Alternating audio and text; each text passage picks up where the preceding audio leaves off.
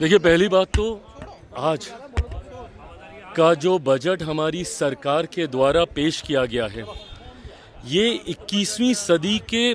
दूसरे क्वार्टर का, और जो क्वार्टर हम सब के लिए बहुत ज़्यादा मायने रखता है, क्योंकि 2047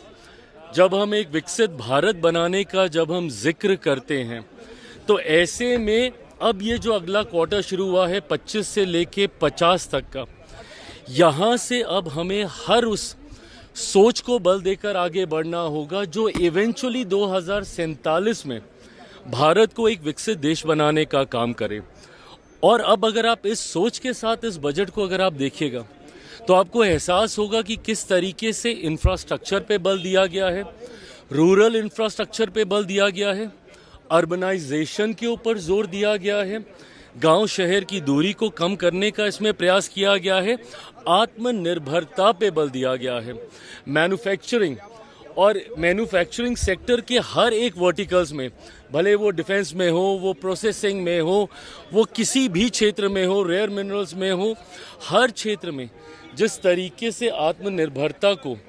कुंजी बनाकर इस बजट में उस व्यवस्था को और ज़्यादा मजबूत करने का प्रयास किया गया है। युवा शक्ति को केंद्र में रखकर जितने ये सारे वर्टिकल्स एक्सपैंड होंगे, उतनी ही जॉब अपॉर्चुनिटीज़ भी क्रिएट होंगी। स्किलिंग पे बहुत ज़्यादा कंसंट्रेट पुनः किया गया है। फार्मिंग की अगर बात करें, उसमें जिस तरीके से डाइवर्सिटी को एक्नॉलेज किया गया है, नहीं तो आप उसी को एक ही उत्पादन बार बार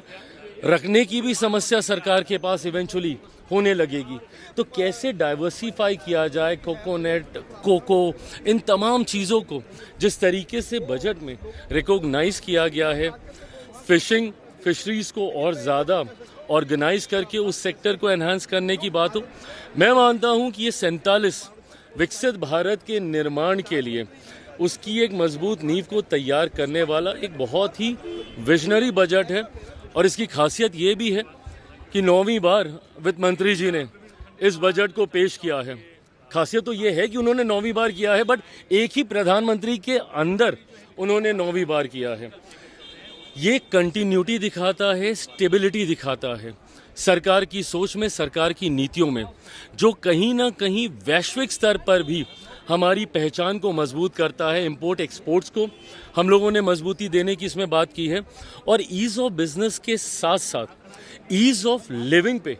इस सरकार का, हमारी सरकार का बल रहा है। रिफॉर्म एक्सप्रेस का जिक्र मेरे प्रधानमंत्री आदरणीय नरेंद्र मोदी जी करते रहे,